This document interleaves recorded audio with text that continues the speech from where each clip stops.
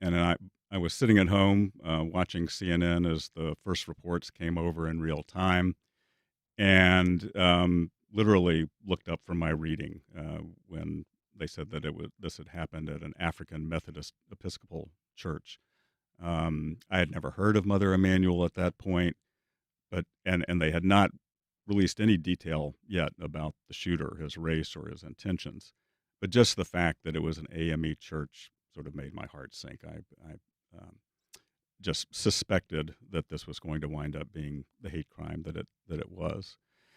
And I had written a lot about race over the years in the South, and particularly the intersection of race and faith, race and politics. And so I had a natural interest. I immediately started Googling the church because I had no real sense of the place, and began to see just the basic outlines of this remarkable history, that it was the oldest AME congregation in the South, that it had been formed in this audacious act of rebellion, a withdrawal by thousands of African American Methodists from white controlled churches in Charleston.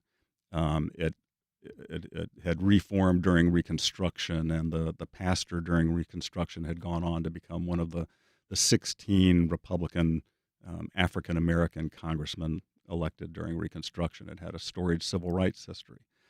And as I learned a little bit about the history, it started to occur to me that there might be a way to use this church as a vehicle, not only to tell the story of what had happened in 2015, but to look back over the 200 years of its life and use the church as a vehicle to tell this broader story of African American life in Charleston, which I think we can all agree may have the most significant racial history of any city in America. 46% of all enslaved Africans who disembarked in North America did so in the port of Charleston. And of course, the Civil War began there. So the church really became a template to tell this larger story. And this story does go so far beyond the crime. In many ways, it's about a lot of things other than that. The history of the AME Church, as you mentioned, the history of Charleston as the busiest slave port, and kind of the enduring legacy of slavery and segregation. Um, but one really striking element of the book is this focus on forgiveness, and you kind of begin with that because it manifested as a theme almost from the earliest days after the shooting. Can you just remind us what role the families played in planting that seed that kind of becomes a theme for the book? This literally started the day after the shootings. The following night, there was a memorial service at a high school where one of the victims had taught and coached, and her son, Chris Singleton, the woman's name was Sharonda Singleton. She was one of the ministers at the church. Um, Chris and his sister Cameron walk out, and a British TV reporter thrusts a microphone in their face, asks them what they're feeling, and Chris just instinctively says, we're feeling nothing but love right now. There's nothing but love from our family, and we already forgive him for what he had done." The next day, there's a bond hearing, the first court appearance for the killer who had been captured in North Carolina the morning after the shootings. And at that bond hearing, five family members, none of them knew that they were even going to be afforded an opportunity to talk in court, but they were. And when they did, each of them walked up to the microphone and one after the next offered some expression of forgiveness towards the killer. They hadn't seen Chris's interview or heard it, but it's almost like they were channeling his words. And so, yes, from the get go, part of what drove my exploration was, wow, what is this all about? I think, like everybody, I was simultaneously awestruck by what had happened in court that day, and befuddled by it. And I wanted to know more. How had that emerged from the tradition of the Black church? And so, part of what really drove this work for the better part of a decade was the notion that somewhere within the history of the congregation and the history of the denomination might lie the answer to that question. Um, what did those expressions of forgiveness really mean within the context of centuries of Black suffering and within the context of Black Christianity? And early in the book, you talk about this forgiveness. You describe it as, quote, a time worn survival mechanism. a tactic that had helped African Americans withstand enslavement, forced migration, captivity, indentured servitude, segregation, discrimination, denial of citizenship, and the constant threat of racial and sexual violence with their souls still somehow intact. And you continue, this, after all, has been the story of African people and their descendants in the South Carolina Low Country for nearly 500 years. And really, the book sort of encapsulates all of that. And you do this deep dive and a really difficult read in a lot of ways into all of that. Um, but you also talk about, the discussion of the role of forgiveness and the complexity of it. Not everybody that witnessed those statements of forgiveness endorsed them. Many people thought it was a form of accommodation. And it's interesting because the theme of accommodation also emerges in this book as Mhm. kind of like a counterpoint to the notion of forgiveness. That's right. And I've interviewed all of the folks who express forgiveness, and to a one, they will tell you that it was not premeditated or planned. They describe it in mystical terms, really, that it was God talking. They were merely the vessel. Chris Singleton tells me that he still can't believe that the words came out of his mouth, but he knows that it was God because he still feels this way about forgiveness. Those folks were not talking for everybody in the community, everyone in the church, even everyone in their own families. There were families that were deeply divided over the decisions by some members to offer forgiveness. And as I talked to them, it became clear to me that the forgiveness that they offered was less for the killer, Dylan Roof, than it had been for themselves. That it really was this survival mechanism that had been adapted by African American Christians over the generations as a way to get through, a way to get by, a way to get out of bed every morning and put one foot in front of the other in the face of the oppression and discrimination and mistreatment that they have faced over the years. And the more that I heard, the more that I thought, spoke to a lot of theologians about this. Um, it started to feel to me that really what was going on was this was a reclamation of agency by people who had been victimized, and it was a statement that the victimizer was not going to control the rest of their lives. One of the folks that spoke at the bond hearing, Anthony Thompson, himself a pastor, and the widower now of Myra Thompson, who had led the Bible study that night, told me that what forgiveness had done for him was it meant that he was not going to make a lifetime partner of this guy. And that made a lot of sense to me. That was the phrase he used. That was the phrase he used. And so to me, I think that forgiveness in the context of that it happened at Mother Emanuel, while yes, some of the community saw it as accommodationist, and I understand that. I really thought that it was its own form of resistance. For the ability to forgive was the one thing that could not be taken away from these people by their victimizer. If you're just joining us, we're talking with reporter and author Kevin Sack about his new book, Mother Emanuel, 2 Centuries of Race, Resistance, and Forgiveness in One Charleston Church. You can join the conversation. Give us a call at 904-549-2937. You can also email First Coast Connect at WJCT.org, or you can reach out on Facebook, Instagram, or X at FCC On Air. We've got a call from Wells on the South Side. Good morning, Wells. Go ahead. Good morning, Ann, and good morning to your guest. This seems to be a book that needs to be in our schools. It needs to be part of the curriculum. The question here is, will this book be banned from our schools? Tuesday night, tomorrow night at 5:30, Prudential Drive, school board headquarters, there will be a rally outside before the meeting starts to protest the removal of DEI from our school district. I want to invite all your listeners and viewers to participate in that rally. Going back to the question of whether this book will be available to our children, race is connected directly with the economic structure that we live under. And one of the reasons why this information is kept from our children is to perpetuate this false ideology of white superiority. And I'll just leave it at that. And I want to thank the author for writing this book. Thank you. And thank you, Anne. Thanks, Wells. Just briefly, what time is that rally outside the school board headquarters?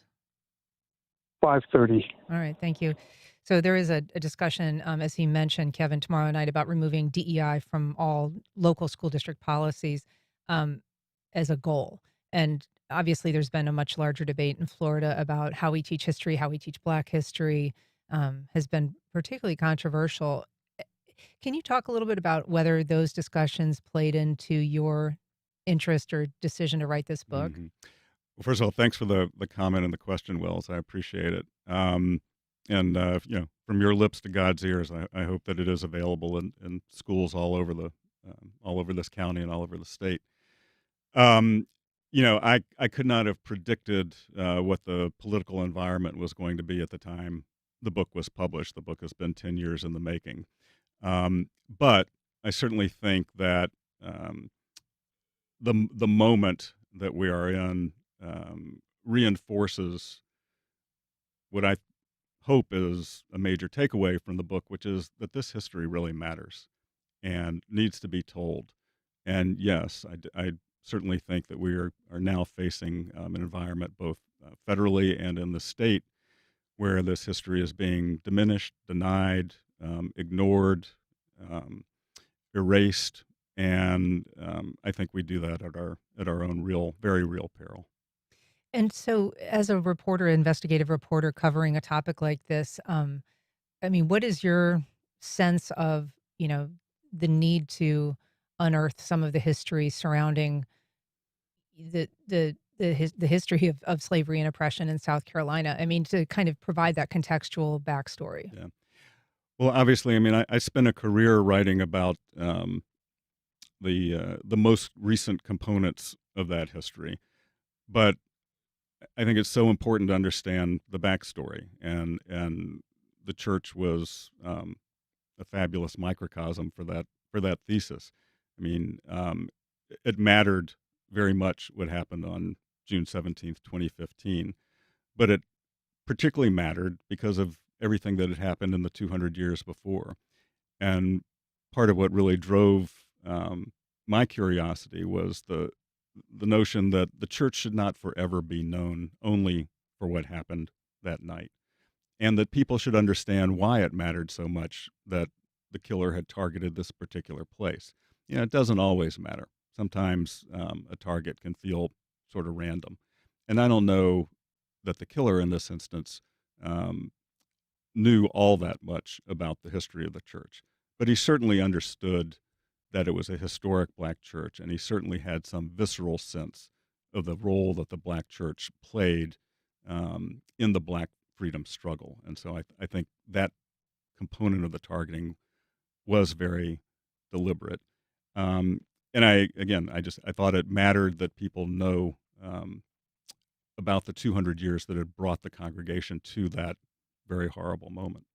And you get very, deep into the history of the AME Church, which its foundation was breaking away from kind of the Methodist Episcopal Church that it had been a part of, and so it is formed in this radical act that really was, a an insult, a reaction to white supremacy, and you get into how churches at the time were kind of integrated on a level, but it wasn't in. It was a form of supervision, a form of keeping people who were enslaved or free Blacks from worshiping freely and on their own. That's right. So, the Methodist denomination, founded by the Wesley brothers, made its way across the Atlantic and took hold, particularly in the Mid-Atlantic states and areas like Philadelphia, Maryland, Baltimore. And the AME, African Methodist Episcopal denomination, split off from it in Philadelphia around 1816. After a series of insults to the Black worshiping community in churches in Philadelphia. The straw that broke the camel's back there was that leaders of the black leaders of the congregation walked into a service at St. George's Methodist Church one Sunday and were told to go to a different seating area that had been designated for them, and they were literally lifted off their knees during prayer to do so. At which point, Richard Allen, who was the founder of the denomination, led this walkout from that church and formed his own denomination. Almost the exact same thing happened in Charleston a year or so later, in 1817.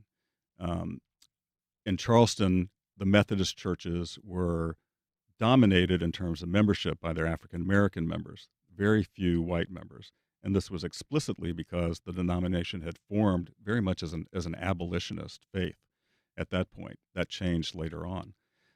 But because of that, you had this governance problem of large congregations of enslaved African Americans worshiping in churches that were controlled by small numbers of whites. And eventually, there were political differences. The straw that broke the camel's back in this case was the construction of a garage for a horse-drawn hearse over a black burial ground. And at that point, Richard Allen's doppelganger in Charleston, a man named Morris Brown, who was a free person of color and a shoemaker, a man of some means, led this walkout of thousands of African Americans from white-controlled Methodist churches.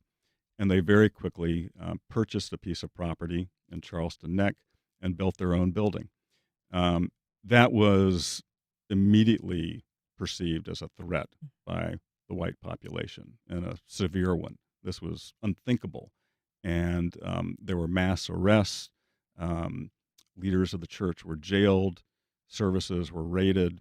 And then eventually, 4 years later, after the discovery of a slave insurrection plot that was tied closely to the church, known as the Denmark-Vesey conspiracy, the church was literally dismantled, board by board. Dozens of men were arrested and tried. 35 were sent to the gallows. 17 of them, fully half of them, were members of the church or in some way associated with the church. Almost seemed to me like it was the church itself that was on trial.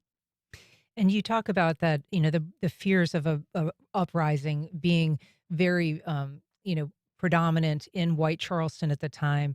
And you talk about this idea of a breakaway church almost akin to spitting in a white man's face. It was just that unthinkable at the time. But there was a lot of concern to keep people who were worshiping from that being a conduit to sort of independent thinking or the push to revolt. And this VC incident, which you say would have been the most consequential and lethal uprising had it been successful in the history of the United States.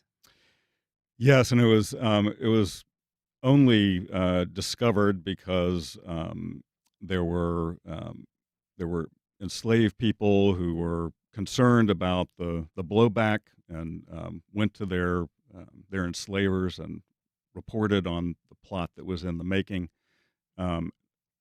The Charleston Peninsula just went crazy.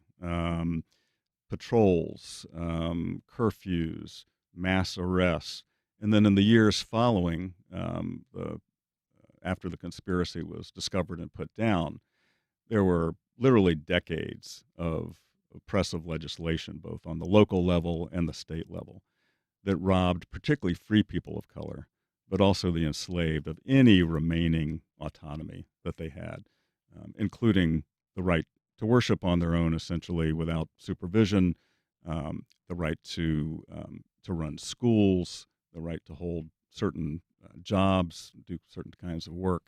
So the life for African Americans of all stripes in Charleston became much, much different after this than it had been before.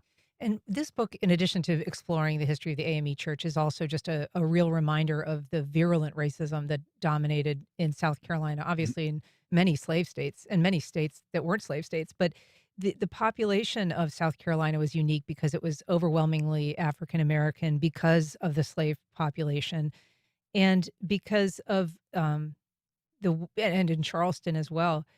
But the fact that there was also a lot of free blacks living in South Carolina at the time, which was seen as such a threat to the order of things, that there was these laws passed that basically limited who could come, if limited the number of free blacks that could come, and actually imperiled those who did come to South Carolina, who could essentially find themselves sold into slavery or taken hostage, Yeah. essentially.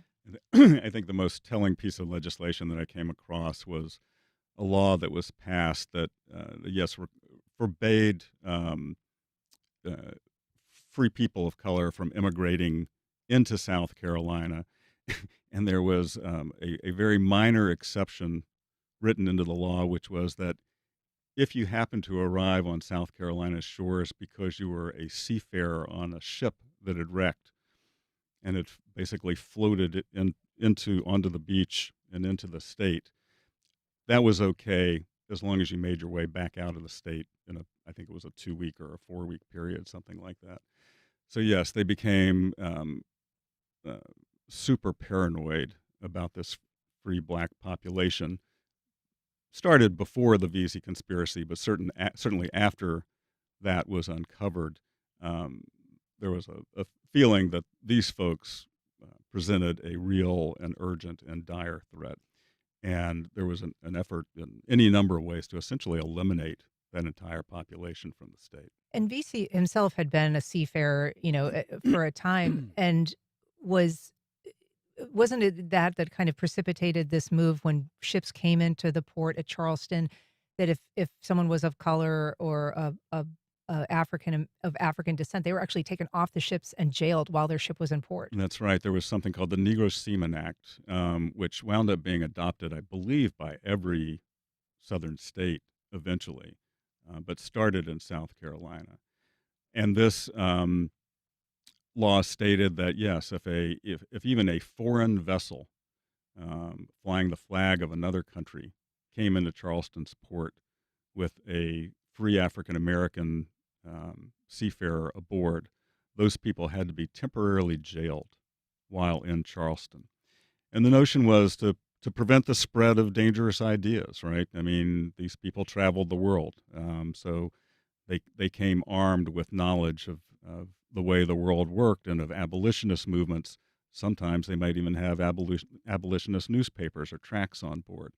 And so this was seen as extremely dangerous and threatening, and the white population of Charleston took just a remarkable number of extreme measures to control that population and to control the flow of information. And the people who worshiped at the AME church were fairly routinely subjected to, as you said, raids. There was a place that was nicknamed the Sugar House, which was essentially a government-run torture chamber. That's right. And people were hauled from that church to this place and whipped or in other ways abused at the hands of the government. Yeah, the site of it is just a few blocks from where I live in Charleston now. I walk by it all the time, and it's chilling. It's now marked by a historical marker. But yes, it was a prison where torture was essentially outsourced. If a slave holder didn't want to get his hands literally dirty by flogging a wayward slave, they would send them to the sugar house. And the phrase was, you best behave or I'll send you for a little sugar. And African Americans in Charleston very much understood what that meant. There was a dungeon in this place where the walls were just lined with knotted whips, and it just the reputation endures. So, in studying this, you actually, are kind of a historian by training in addition to being a reporter. But you're going to a lot of original sources to try to find this history, to uncover it. And one of the things that you talk about in the book is kind of the bias of history, the way that some of the records that you're looking to are themselves, because of who they're written by or sort of the political, personal aims of whoever wrote them, that you're getting it through a filter that doesn't tell you the truth. Yeah. Well, it's a real problem when you're dealing with African American history, certainly in the antebellum period when literacy was so restricted. And so the result is that what we know largely comes through white hands and white eyes. That was the case, as perhaps more than with any other part of the book, with the Vesey conspiracy. There's a wonderful, extensive trial record, and also reports from government leaders, from the governor, letters from the mayor, things like that. But they're all in in the view from the view of white people, and those folks did not necessarily have the same experience of events that African Americans in Charleston had. And so the reporting that was done, the history that we have, uh, is largely biased in that way, and only tells one side of the story. And it's just a hole that we have in history, and it's very difficult to fill. I found this across my reporting. Things start to improve a great deal, obviously, once you get past the Civil War. And interestingly, one of the most useful sources that I found was the Christian Recorder, which was the AME national newspaper, founded in 1852, I believe, and you can still find copies in archives and online. And as AME missionaries came down to Charleston in South Carolina to do their work and form new churches, they filed these incredibly rich dispatches back to this newspaper, not only about the life of the church, but the life of the community in the city. And I found those really, really valuable in trying to piece together what had happened, and also to finally have events described in black voices. You can really feel it during the Reconstruction period. These folks come down south.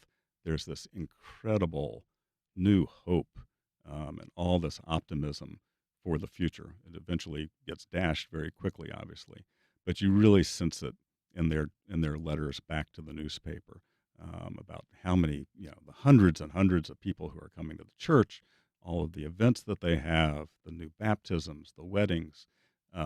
There's a real vibrancy that comes across. Yeah, it is a very compelling piece of this book is the optimism, as you say, of that period of Reconstruction, which so often is kind of because it was pulled back and ultimately a broken promise is something that we don't necessarily spend a ton of time digging into, but the optimism of the voter registration, the people who were being elected, this astonishing period of going from abject slavery to empowerment, and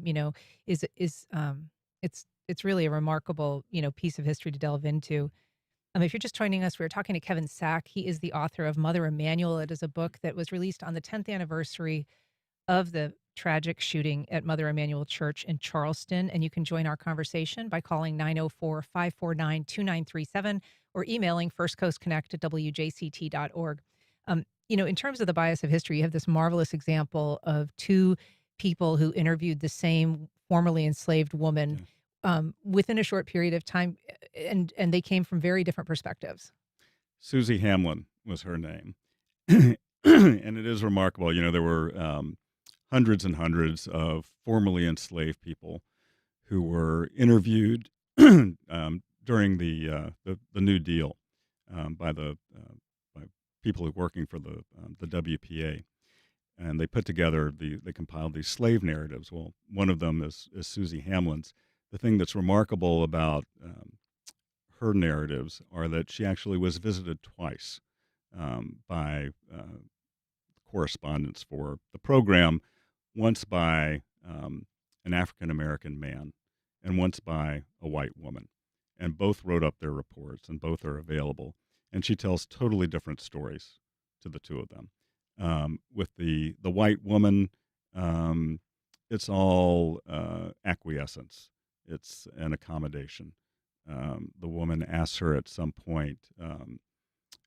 She's telling the woman about the work that she did, and that much of the money that she would earn for the work that she did When she was outside of hired the home, out. when she was hired out, Yeah. would go back to her master. And the woman says, "Well, shouldn't it have been that way? Because he owned you." And she says, "Well, of course it should have been that way."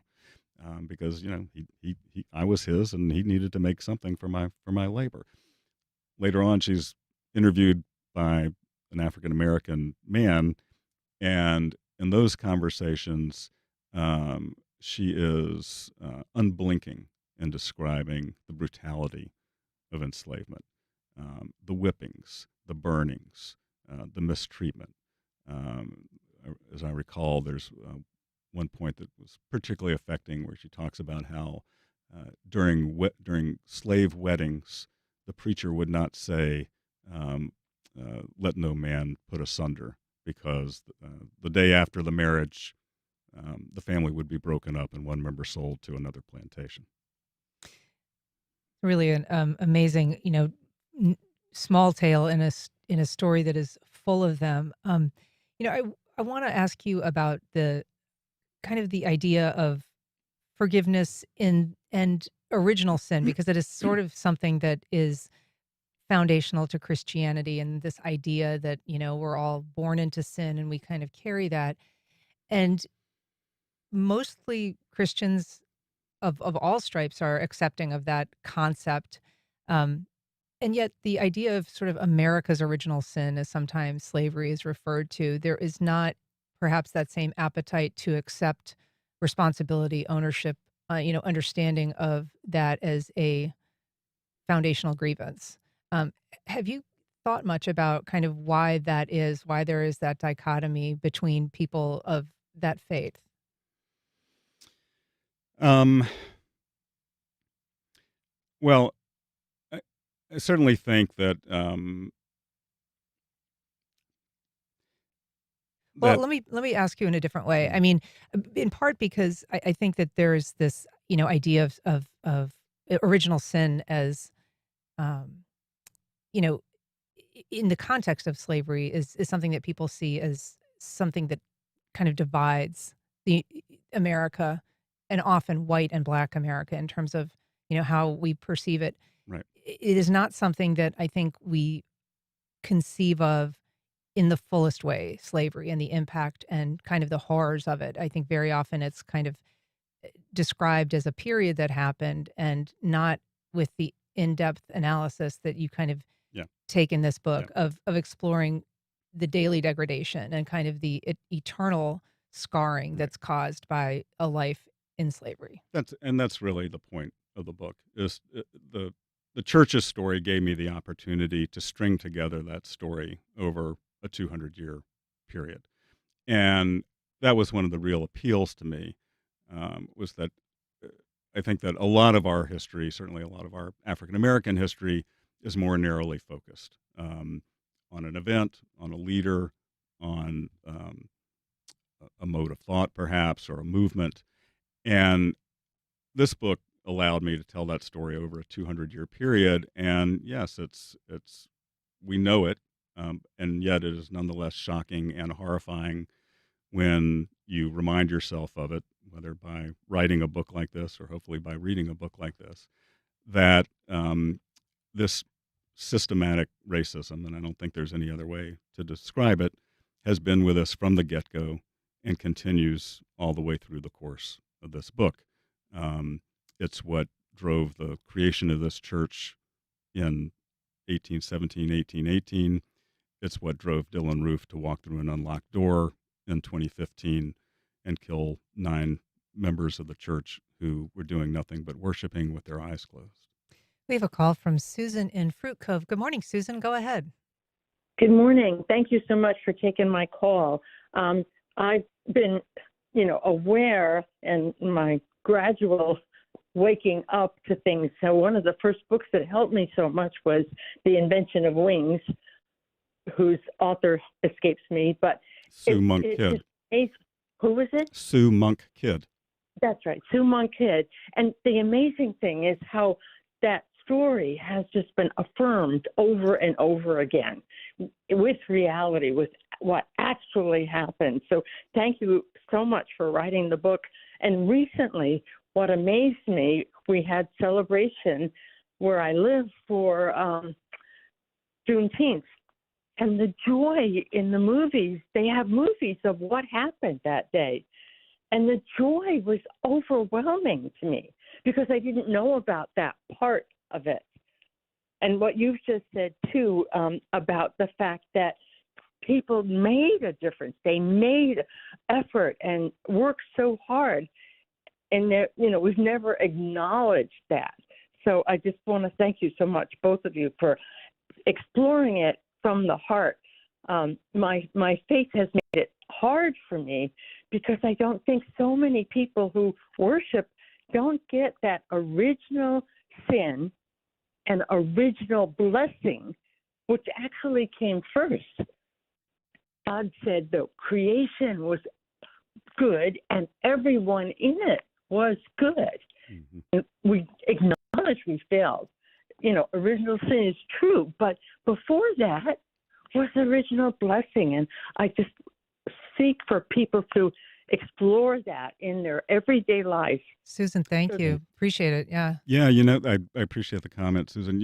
One of the things that really struck me about the shootings at the very start was just what a commentary it was on the persistence of extreme racial violence, right? That in a post-civil rights age, I mean, we had litigated, we had legislated, we feel that things are progressing. We had elected a black president twice. People were talking about a post-racial America. This kind of incident obviously puts the lie to all of that, and brings us back to that confrontation that we have always had, and I fear must always have, with our original sin.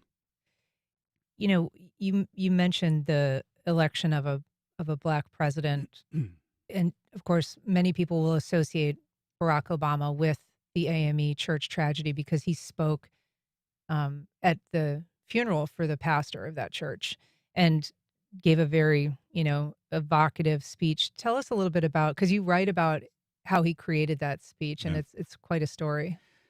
I was fortunate to be in the room that day. I covered the speech for the New York Times, and I encourage listeners to go back and take a look at it if you've got a spare 15 minutes sometime, because while we all remember it for his singing of Amazing Grace, it really is a remarkable piece of presidential oratory. And yes, the words were all his, and it is kind of a cool story. Obama at first did not want to go to Charleston to speak at this funeral. He was frustrated. He was deeply hurt. He took this one personally, and he was very upset at his inability to get any significant gun control legislation through a Republican Congress. And he kind of felt he was out of things to say about it. Advisors eventually prevailed upon him the importance of going, I think Valerie Jarrett in particular. And he goes and doesn't really know what he's going to talk about until the scene at the bond hearing where these expressions of forgiveness are made. And then he says, that's what I want to talk about. I want to talk about grace and forgiveness and its meaning in the black church. And his speechwriter struggles to give him a draft a couple of days before the speech, and he calls the speechwriter back to the White House at about 10 o'clock at night, a couple of nights before the speech is to be delivered, and hands him the draft back. The first couple of pages, he's scribbled through all kinds of words and struck out sentences. He's got notes in the margins, and then by the time you get to the last 2 pages, he's taken a pen and literally drawn diagonal lines all the way through the page. I can imagine it's got to be a speechwriter's worst moment. And he then proceeds to rewrite in hand, in ink, on a legal pad, the last couple of pages of the eulogy, structuring the entire thing around Amazing Grace, which then leads to his singing of the song. And I've interviewed the speechwriter who says that Obama was almost never self-congratulatory about a speech, but that he came back on to Air Force One after delivering that one and sort of peeked his head into the cabin and looked at the speechwriter and said, I think that one went okay. The speechwriter says, yeah, I think that one went pretty well. That one pretty good. And that theme of forgiveness, again, weaving its way through the story of this church. Part of the history of this church was in the civil rights movement, and you get into that a little bit. It was maybe a little late into that, but once in, very much led by a pastor who himself had been brutalized by the Klan and by law enforcement and really tortured, teaching young people how to turn the other cheek. Yeah. He's my favorite character in the book, Reverend Benjamin J. Glover, known as B.J. Glover. And he was the longest serving pastor at Emanuel from 1953 to 1965. So his term overlapped with the civil rights movement. And he was simultaneously the branch president of the Charleston NAACP. So yes, he used the church to lead demonstrations, marches, mass meetings were held, and the congregation didn't always go for it. There was a lot of concern. You'll remember that in 1963, 16th Street Baptist Church in Birmingham had been dynamited and 4 little girls had died in the explosion. There was a lot of fear within Emanuel that the same kind of thing could happen in Charleston. Well, that is just one of many extraordinary elements of this book. It really is, a totally educational read. And I thank you so much for writing it and for being here to talk about it. He's the author of Mother Emanuel, 2 Centuries of Race, Resistance, and Forgiveness in One Charleston Church.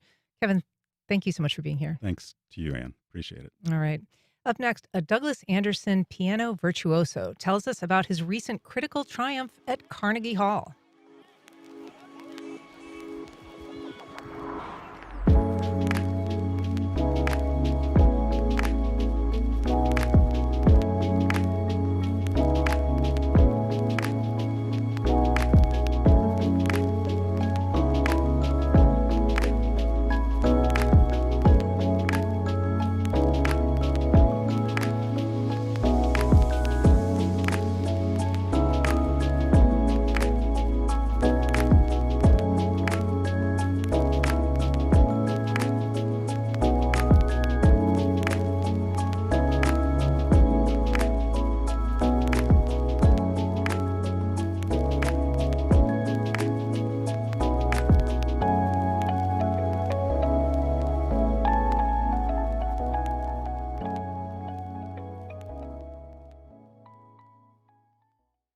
Looking for a cool escape this summer? Catch the classic film noir DOA at WJCT Studios, Wednesday, July 2nd. Doors at 6:30, movie at 7.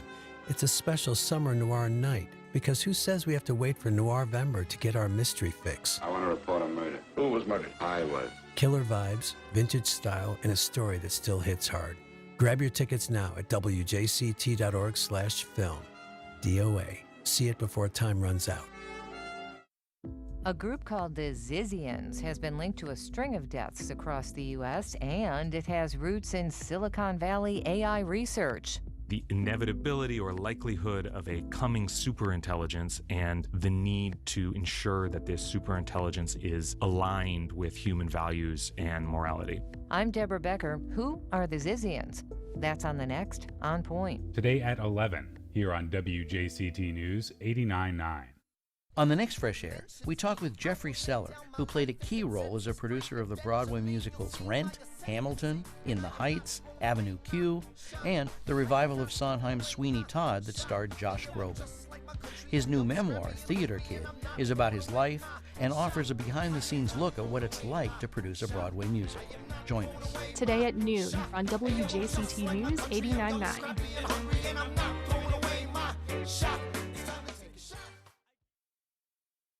President Trump says he's bringing religion back to the country. We continue our If You Can Keep It series by assessing the boundaries of the separation between church and state. And we sit down with former CIA analyst and current Democratic Senator Elissa Slotkin to talk Iran, immigration, and the future of the Democratic Party. That's all next time on 1A. Today, starting at 10 on WJCT News 89.9.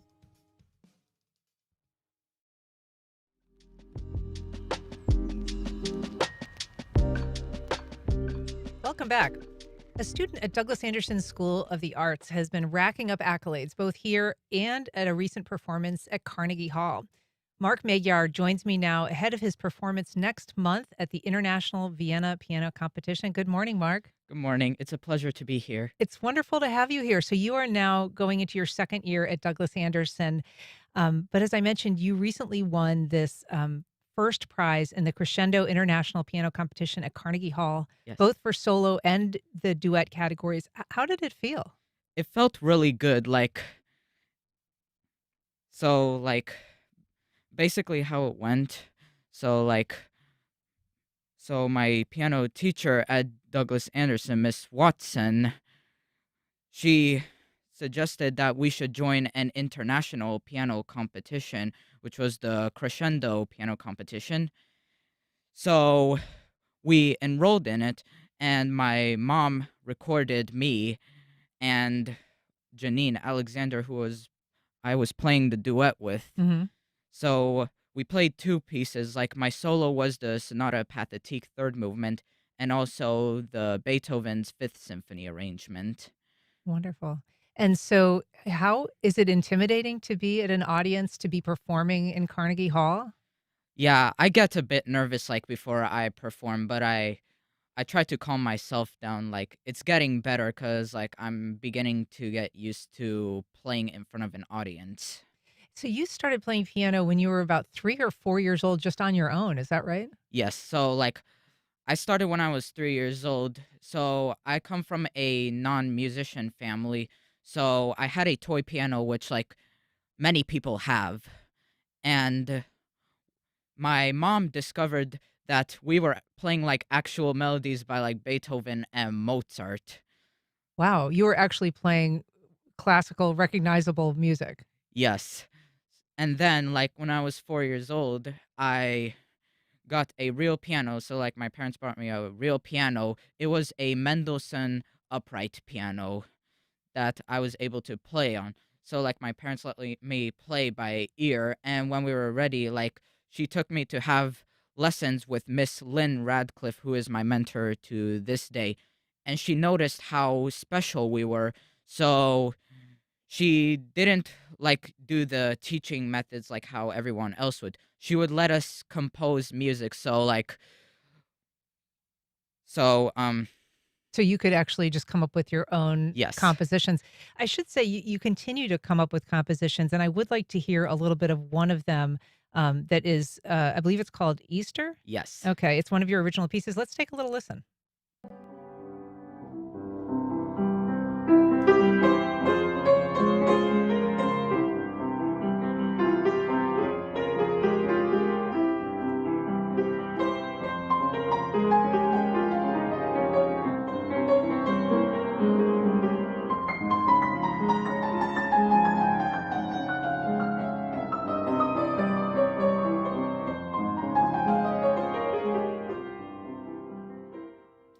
Wonderful. We should say, for people who are watching online, we're also able to watch you play there as well. And that's a beautiful melody that you're playing. Where does your inspiration come from? So my inspiration, I usually think up of a melody, and then however I feel, I like to express my feelings into music. So So it's just kind of an expression of what you're feeling emotionally and what you're thinking about. yes. So you have a twin, I understand, also a pianist. Yes. And I'm guessing there must be sort of a little bit of healthy competition between the two of you. Yes. How does that, do you play competitively? Does he also go to some of these events? So my brother Daniel, he is not a competitor like me. He's not really the type of person to go on these competitions. I'm more of the competitor. I gotcha. And so I know that, you've talked about the importance of classical music education being part of classroom curriculum. And I'm wondering if you can kind of explain why you think that's important. So there's a whole lot of kids who are not going to concert halls, who've never been exposed to classical music. They've mostly been listening to pop artists, all different genres, like rap, hip hop, etc. So not many of these kids are exposed to classical music. And what do you think it brings to somebody when they listen to classical music that perhaps listening to pop music doesn't provide?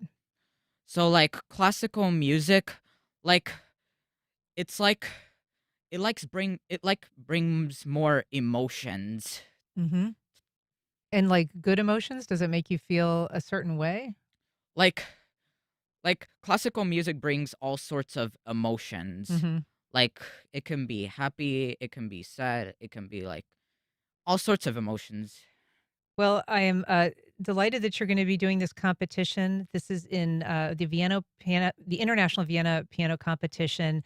We wish you the best of luck. Mark Magyar, thank you so much for being here. Of course, it's my pleasure to be here. All right. And thank you for listening. That's our program. If you have comments or suggestions, you can send either to First Coast Connect at WJCT.org. The executive producer of First Coast Connect is David Luckin. Our show is produced by Support for First Coast Connect is provided by Baptist Health and the North Florida TPO. Baptist Health is a proud supporter of First Coast Connect. Baptist Health, committed to building a healthier community for all of us. More info at 202-4YOU or baptistjacks.com. The North Florida TPO is dedicated to transportation planning, funding, clean fuels, and new technologies for a vibrant, resilient, and connected region. More information available at northfloridatpo.com. Terrell Hogan Law. I'm Wayne Hogan. Highway, hospital, home, work. Where injuries happen can make a difference in the law and the outcome. More at terrellhoganlaw.com.